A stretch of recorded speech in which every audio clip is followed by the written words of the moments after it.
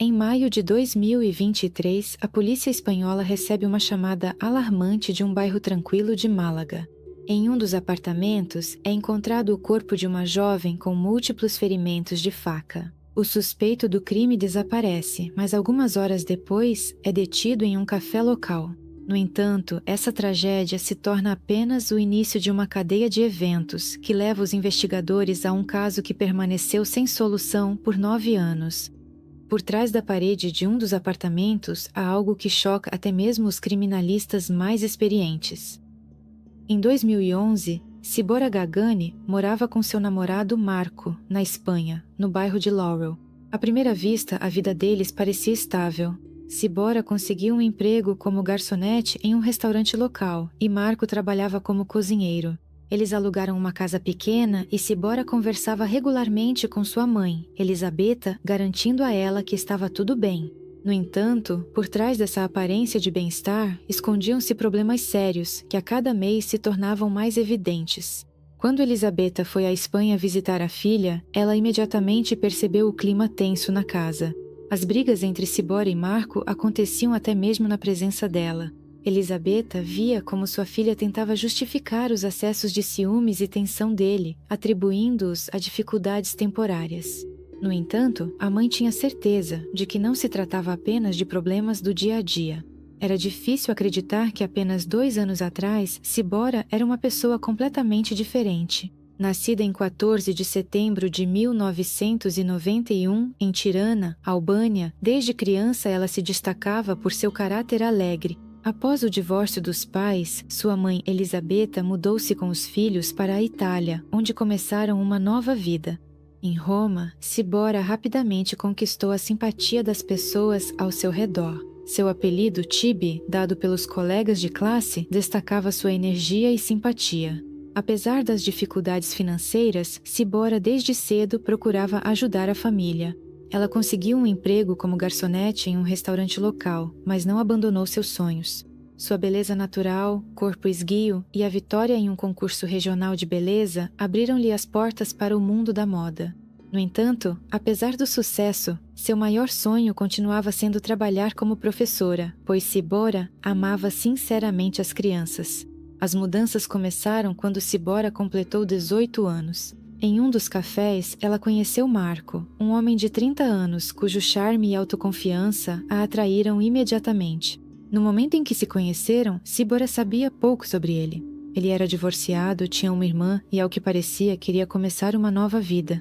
No entanto, por trás dessa aparência, escondia-se um passado complicado. Marco era conhecido por seu temperamento agressivo e problemas com substâncias proibidas, o que o colocava frequentemente sob o olhar da polícia. Sibora, encantada com o carisma dele, não deu atenção a isso.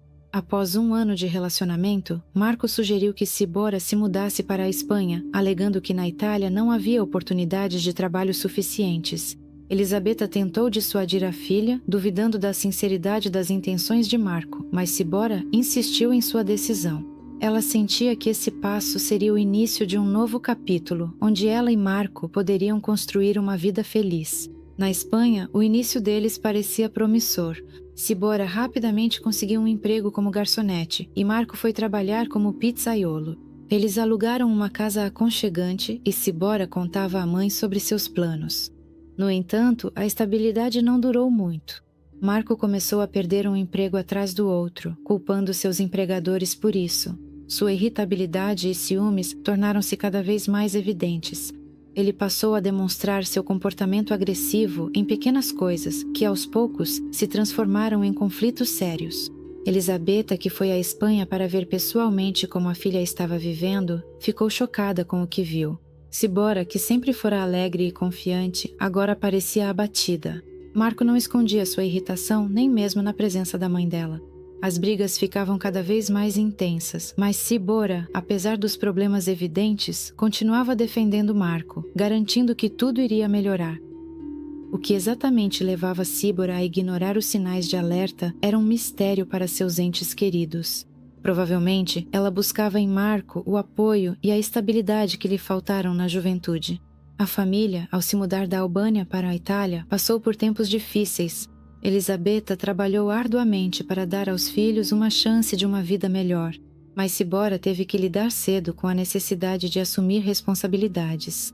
Talvez seu relacionamento com Marco tenha sido uma tentativa de preencher esse vazio, mas em vez disso, acabou trazendo ainda mais tensão. Em julho de 2014, Sibora Gagani desapareceu repentinamente, deixando a família angustiada. A última vez que ela trocou mensagens com Marco, seu ex-parceiro, foi em 7 de julho. Depois disso, seu telefone foi desligado e todas as redes sociais ficaram inativas. Esse comportamento era estranho e totalmente fora do comum para ela. Antes disso, Sibora contou à mãe que havia terminado definitivamente com Marco, se mudado para um novo apartamento e se sentia livre. Ela até descreveu sua sensação como a de uma borboleta que acabou de sair do casulo. No entanto, seu silêncio repentino deixou todos preocupados. A situação começou a tomar um rumo ainda mais estranho quando Marco apareceu de repente na casa da mãe dela, na Itália. Ele tentava parecer uma pessoa preocupada, arrependida pelo que havia acontecido. Enquanto tomavam café, ele contou a Elisabetta que também não entendia para onde Sibora poderia ter ido. Segundo ele, eles haviam brigado antes do desaparecimento dela, e ela foi embora deixando todas as suas coisas. Mais tarde, ele mudou a versão, afirmando que o segurança do condomínio supostamente viu Sibora saindo com 2 malas. Essas declarações contraditórias levantaram dúvidas e aumentaram a preocupação. Elisabetta lembrava que 1 mês antes, Sibora lhe contou sobre sua decisão de terminar aquele relacionamento.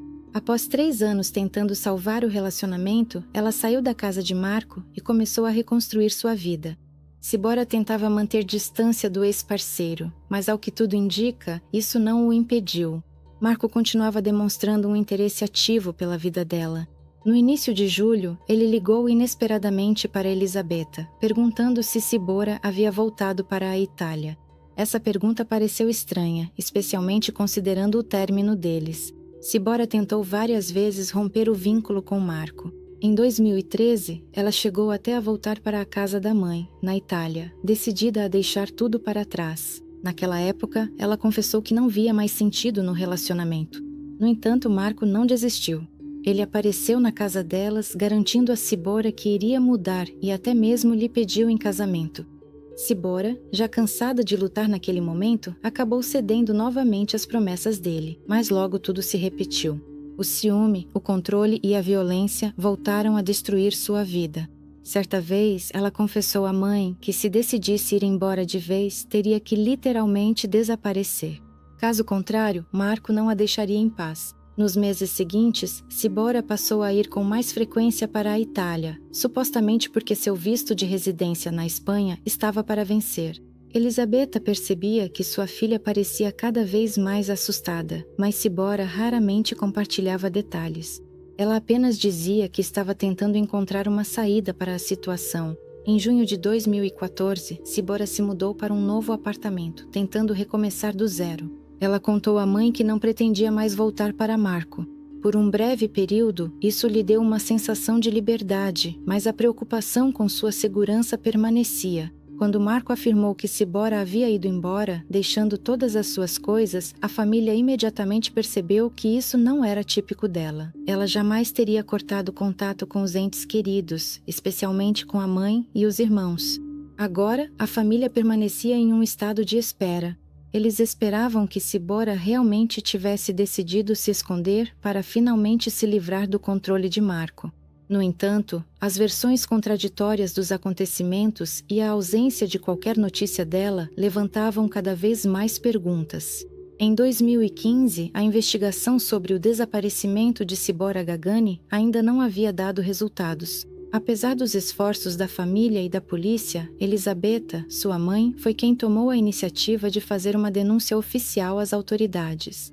Ela insistia que Marco, o ex-parceiro de Sibora, poderia estar envolvido em seu desaparecimento, como ele foi o último a vê-la antes do desaparecimento. No entanto, seu comportamento levantava cada vez mais perguntas. Durante o interrogatório, Marco repetiu sua versão dos fatos. Segundo ele, Sibora teria saído de casa após uma briga, levando consigo apenas algumas coisas. No entanto, objetos pessoais dela, incluindo roupas e documentos, permaneceram na casa, o que parecia estranho. Apesar de suas afirmações, Marco não comunicou o desaparecimento dela à polícia. Ele assegurava que tentou encontrar Sebora por conta própria, imprimindo anúncios e espalhando-os pelo bairro onde moravam. Além disso, ele apresentava diferentes suposições sobre o paradeiro dela. Ora dizia que ela poderia ter ido para a Argentina, ora que a tinham visto com um homem desconhecido, com quem supostamente teria tido um conflito.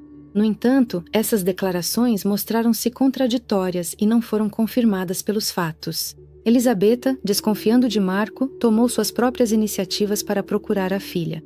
Ela recorreu à mídia e a uma organização especializada que divulgava informações sobre pessoas desaparecidas. Noticiários italianos e espanhóis começaram a publicar matérias com fotos de Sebora e apelos por ajuda. Apesar disso, nenhum novo indício foi encontrado. Enquanto a família de Sebora continuava lutando para descobrir seu destino, Marco levava uma vida que parecia normal para quem via de fora. Ele mudou sua aparência, raspou o cabelo e deixou a barba crescer. Ele tentava não chamar atenção desnecessária, mas seu comportamento levantava dúvidas. Nesse período, ele começou um novo relacionamento. No entanto, ambos os romances terminaram com reclamações das mulheres sobre sua agressividade. Apesar disso, ele continuou morando na Espanha, frequentava a academia regularmente e se inscreveu em um clube de tiro, o que preocupava aqueles que conheciam seu passado. A família de Sebora não parou as buscas. Elisabetta recorreu várias vezes à polícia, pedindo que intensificassem a investigação. Paralelamente, as autoridades começaram a revisar os materiais do caso para encontrar novas pistas. Eles verificaram os depoimentos de Marco, que desde o início pareciam inconsistentes. A afirmação de que Sebora saiu com malas contradizia suas palavras de que ela supostamente deixou a casa sem levar nada. Também levantava questões o fato de ele não ter tentado acionar a polícia imediatamente após o desaparecimento dela. Enquanto isso, a atenção pública ao caso de Sebora foi gradualmente diminuindo, apesar dos esforços de sua família. Marco, que permaneceu na Espanha, parecia ter se adaptado à vida após o desaparecimento dela. Para os vizinhos, ele parecia uma pessoa amigável, que praticava esportes e interagia com as pessoas ao redor. No entanto, seus antigos vínculos com Sebora e as reclamações de novas parceiras continuavam a lançar uma sombra sobre sua imagem. Enquanto a família de Sebora ainda tinha a esperança de receber ao menos alguma notícia, a investigação permanecia em um beco sem saída. As autoridades começaram a ampliar o escopo das investigações, incluindo o uso de bancos de dados internacionais de pessoas desaparecidas.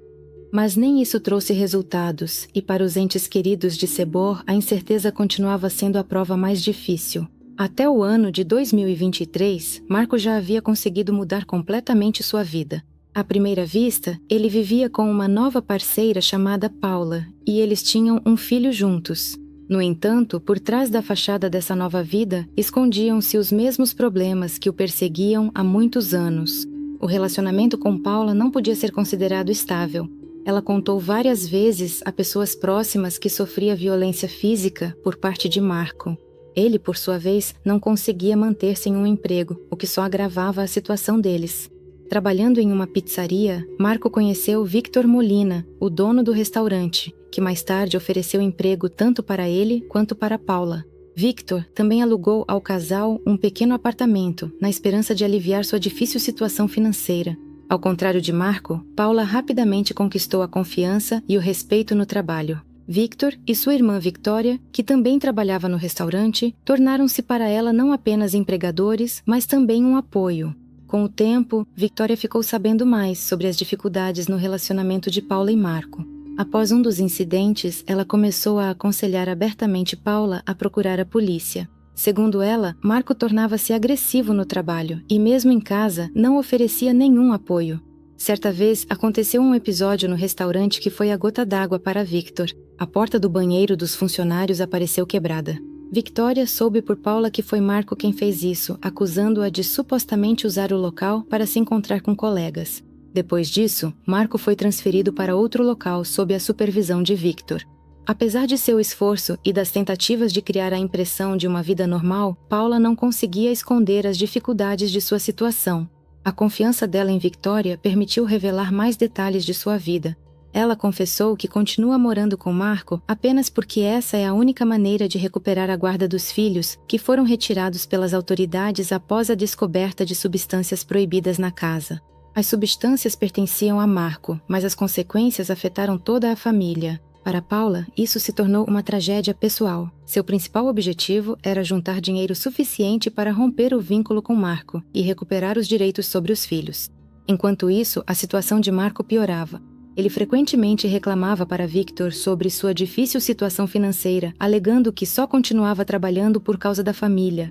No entanto, nem suas ações, nem seu comportamento confirmavam isso. Sua agressividade no trabalho e a incapacidade de se dar bem com os colegas fizeram com que Victor começasse a duvidar seriamente da viabilidade de continuar trabalhando com ele.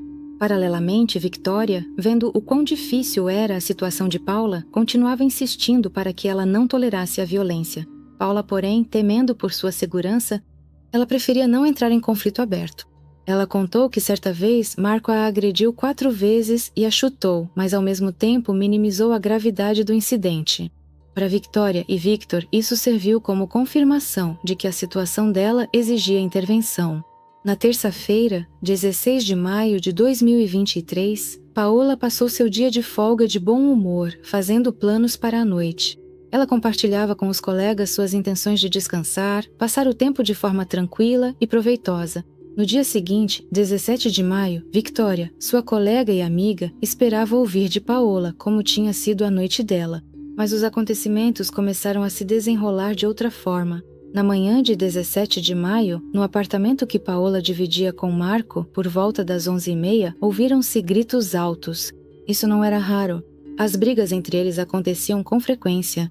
No entanto, dessa vez tudo soava muito mais sério. A voz de Paola era claramente audível. Ela pedia socorro. Os gritos eram tão intensos que foram ouvidos por Victor, o proprietário do apartamento e empregador de Paola, que estava por perto. Junto com outro funcionário do restaurante, ele correu até o local. Ao se aproximarem da porta do apartamento, os homens começaram a bater e perguntar em voz alta o que estava acontecendo. De dentro vinham soluços fracos, que logo cessaram. Alguns segundos depois, Marco abriu a porta. Sua voz estava calma e ele garantiu que estava tudo bem. Segundo ele, Paola supostamente apenas deitou na cama e se acalmou. No entanto, a voz dela não foi mais ouvida, o que despertou sérias suspeitas em Victor. A situação se agravava pelo fato de que, literalmente alguns dias antes, Marco havia sido demitido por Victor do restaurante após uma série de incidentes, incluindo o desaparecimento de uma faca de cozinha. A demissão foi a gota d'água, pois Victor não confiava mais em Marco e queria evitar possíveis conflitos. Mas agora Marco estava no centro de um novo e preocupante incidente. Enquanto isso, Victor, com a chave na mão, voltou e tentou entrar para descobrir o que havia acontecido. No chão de um dos quartos estava o corpo de Paola, com múltiplos ferimentos de faca. Suas roupas estavam encharcadas de sangue e ficou claro que a morte havia ocorrido algumas horas antes. Os policiais imediatamente chamaram os peritos criminais para coletar evidências e também iniciaram a busca por Marco, que naquele momento já havia fugido. O corpo de Paola foi enviado para exame médico legal a fim de determinar a causa exata da morte. E os investigadores começaram a procurar o suspeito. Marco foi detido algumas horas depois em um dos cafés locais. Ele estava sentado calmamente à mesa como se nada tivesse acontecido e não resistiu à prisão. No dia 20 de maio de 2023, 3 dias após o trágico assassinato de Paola, Marco compareceu ao tribunal. Ele foi acusado de um crime cometido em meio ao genocídio. Violência de gênero, além de ter sido determinada a realização de uma perícia psiquiátrica e testes para substâncias proibidas. O tribunal decidiu mantê-lo sob custódia, sem direito à fiança. Na audiência, Marco exerceu seu direito de permanecer em silêncio, exceto ao responder às perguntas do advogado. Não houve nenhuma menção ao desaparecimento de Sibora, sobre o qual ele havia falado anteriormente nesse dia. No entanto, foi exatamente esse nome que voltou a estar no centro das atenções. Acontece que sim. Antes mesmo do julgamento, no dia 17 de maio, dia do crime, durante o interrogatório na delegacia, Marco inesperadamente declarou que queria fazer uma confissão relacionada a um caso de 9 anos atrás. Ele contou que durante uma briga com Sibora, a matou e escondeu o corpo no apartamento onde moravam juntos em 2014. Marco chegou até a se oferecer para mostrar o local exato onde, segundo ele, estão os restos mortais. Apesar de suas confissões, as autoridades decidiram adiar a verificação delas, concentrando-se no caso do assassinato de Paula. Para a mãe de Cibora, Elisabetta, a notícia da prisão de Marco e suas confissões sobre o caso de sua filha foi mais um golpe. Durante 9 anos, ela tentou conseguir a reabertura da investigação, acreditando que o desaparecimento de Cibora estava relacionado ao seu parceiro. Após a confissão de Marco, o caso de Cibora Gagani foi reaberto. Os investigadores planejavam verificar sua declaração, começando pela inspeção do apartamento onde eles moraram em 2014. No início de junho de 2023, os investigadores espanhóis que trabalhavam no caso de Cibora Gagani concentraram-se em uma análise detalhada da planta do edifício onde ela morou com Marco. Uma inspeção minuciosa do apartamento, que antes pertencia ao casal, não trouxe resultados, mas a verificação dos documentos do edifício revelou uma discrepância entre a disposição real do apartamento e as plantas. Essa descoberta direcionou a atenção deles para o apartamento geminado vizinho, localizado no mesmo andar. Chamou a atenção um grande espaço, que de acordo com a planta, deveria estar no quarto do apartamento investigado, mas que na realidade estava ausente. Após obterem autorização em 6 de junho, os investigadores abriram a parede do apartamento vizinho. Atrás dela foi encontrada uma grande caixa de madeira preenchida com cal. Dentro da caixa, os policiais encontraram as primeiras evidências: um saco plástico com uma faca coberta de sangue seco e objetos pessoais que presumivelmente pertenciam a Cibora. Entre os achados havia também um buquê de flores murchas que estava sobre vários sacos plásticos. Dentro de um dos sacos, havia um saco de dormir de viagem, no qual foram encontrados restos humanos. O corpo foi enviado para a perícia a fim de determinar a identidade e as causas da morte. Os investigadores observaram a presença de tatuagens que coincidiam com a descrição de Cibora fornecida no boletim de desaparecimento. No entanto, para confirmação definitiva, as autoridades espanholas recorreram à família dela na Itália, solicitando amostras de DNA. No dia 10 de junho, policiais foram até a casa de Elisabetta, mãe de Cibora, para coletar uma amostra de sua saliva. Os resultados da análise confirmaram: os restos mortais pertenciam mesmo a Cibora Gagani. Na semana seguinte à descoberta, começaram a surgir na Espanha novos detalhes sobre as ações de Marco. Durante os interrogatórios, ele afirmou que usou ácido para se livrar do corpo. No entanto, essas declarações não foram confirmadas. Os investigadores observaram que Marco mudou seu depoimento várias vezes. As confissões feitas por ele após ser preso pelo assassinato de Paola levaram à reabertura da investigação do caso de Cibora. Enquanto isso, os investigadores continuavam trabalhando para esclarecer todas as circunstâncias de sua morte. Para Elisabetta, a notícia de que o corpo de Cibora havia sido encontrado foi um choque. 9 anos de incerteza tiraram dela a esperança, mas ela continuou esperando notícias sobre sua filha. Ao longo desses anos, sua vida mudou. O pai de Cibora morreu de doença, sem nunca saber a verdade sobre o destino dela. E a única alegria de Elisabetta foi o nascimento de um neto, filho de seu filho. Após a confirmação oficial da identidade dos restos mortais, Elisabetta se lembrava de como procurou a polícia, na esperança de que o caso de sua filha fosse resolvido. Agora, esses esforços deram resultado, mas trouxeram um alívio amargo. Paralelamente, os peritos continuaram analisando as evidências encontradas no local onde os restos mortais foram descobertos. A faca encontrada no saco foi enviada para análise forense em busca de vestígios biológicos que pudessem apontar para Marco. Ao mesmo tempo, os investigadores espanhóis colaboravam com colegas italianos para complementar os materiais do caso do desaparecimento de Cibora. Paralelamente, continuava a investigação do assassinato de Paola, no qual Marco já era o principal acusado. Apesar de todas as provas e do fato de Marco ter confessado o crime contra a ex-namorada e até indicado o local onde o corpo estava enterrado, posteriormente ele se recusou a admitir sua culpa no caso de Cibora. Seu advogado insistiu que as declarações de seu cliente sobre a localização do corpo foram feitas sob pressão e não poderiam ser usadas contra ele. No entanto, os investigadores consideraram que as provas encontradas na caixa, incluindo os pertences pessoais de Cibora, eram base suficiente para novas acusações. Em janeiro de 2024, alguns meses após a descoberta dos restos mortais de Cibora, sua família finalmente pôde se despedir dela. Após a conclusão dos exames médico-legais, o corpo foi entregue aos familiares para o sepultamento. A cerimônia aconteceu na Itália, onde amigos e entes queridos de Cibora puderam se despedir dela.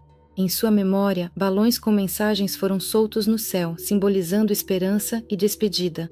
Naquele momento, a principal atenção estava voltada para os processos judiciais contra Marco, acusado do assassinato de Paola.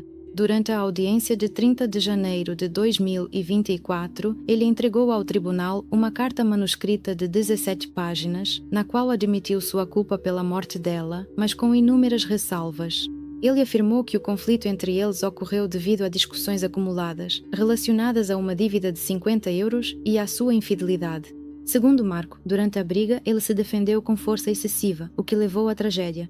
No entanto, a investigação constatou que os ferimentos no corpo de Paola estavam nas costas, o que colocou em dúvida suas alegações de legítima defesa. Apesar de ter confessado, Marco não quis falar em detalhes sobre o caso de Sibora. Ele apenas confirmou que enrolou o corpo dela em sacos, escondeu em uma caixa de madeira, cobriu com flores, jogou cal por cima e o emparedou na parede. Ao mesmo tempo, ele negou envolvimento na morte dela e tentou justificar suas ações, dizendo que foram resultado do medo diante das circunstâncias. Durante o processo judicial, Marco de repente mudou seu depoimento sobre a morte de Sibora, apresentando uma nova versão. Ele afirmou que a causa da morte dela foi a máfia albanesa, com a qual ele supostamente tinha ligação devido a dívidas. Segundo ele, pegou emprestado 25 mil euros para abrir um bordel, mas o dinheiro foi roubado. Quando ele não conseguiu pagar a dívida, 4 homens foram até sua casa e um deles matou Sibora durante uma discussão. Marco afirmou que, sob ameaça de morte, foi forçado a se livrar do corpo para evitar consequências ainda maiores. Essa versão levantou dúvidas entre os investigadores, já que anteriormente Marco já havia mudado seu depoimento. Durante a investigação, descobriu-se que ele usou mentiras para confundir os investigadores. Desde o momento de sua prisão, em maio de 2023, após o assassinato de Paola, suas alegações sobre a máfia também não foram confirmadas por nenhuma das provas coletadas. A causa da morte de Sibora foi determinada após a autópsia. Múltiplos ferimentos de faca, que apesar do estado do corpo, indicavam claramente o caráter violento do crime. A família de Sibora recebeu a confirmação de sua morte anos depois de ela ter sido declarada desaparecida. Elisabetta, sua mãe, contou que nos últimos 9 anos viveu com a esperança de descobrir a verdade, apesar de o pai de Sibora não ter vivido para ver esse momento. Em maio de 2024, o processo judicial do caso de Paula ainda estava em andamento. O tribunal decidiu realizar o julgamento com a participação de um júri. O caso de Sibora Gagani, embora tenha sido reaberto, ainda não chegou ao tribunal. Os investigadores continuaram a verificar a declaração de Marco, incluindo suas alegações sobre o envolvimento da máfia. Aguardamos novos julgamentos. A história de Sibora Gagani e Paola destaca como relacionamentos destrutivos, baseados em violência e manipulação, podem levar a consequências trágicas. Sibora, que sonhava com o futuro, e Paola, que tentava retomar o controle de sua vida, ambas se tornaram vítimas da mesma pessoa. Os destinos delas mostram como é importante reconhecer a tempo os sinais da violência e intervir para evitar novas tragédias.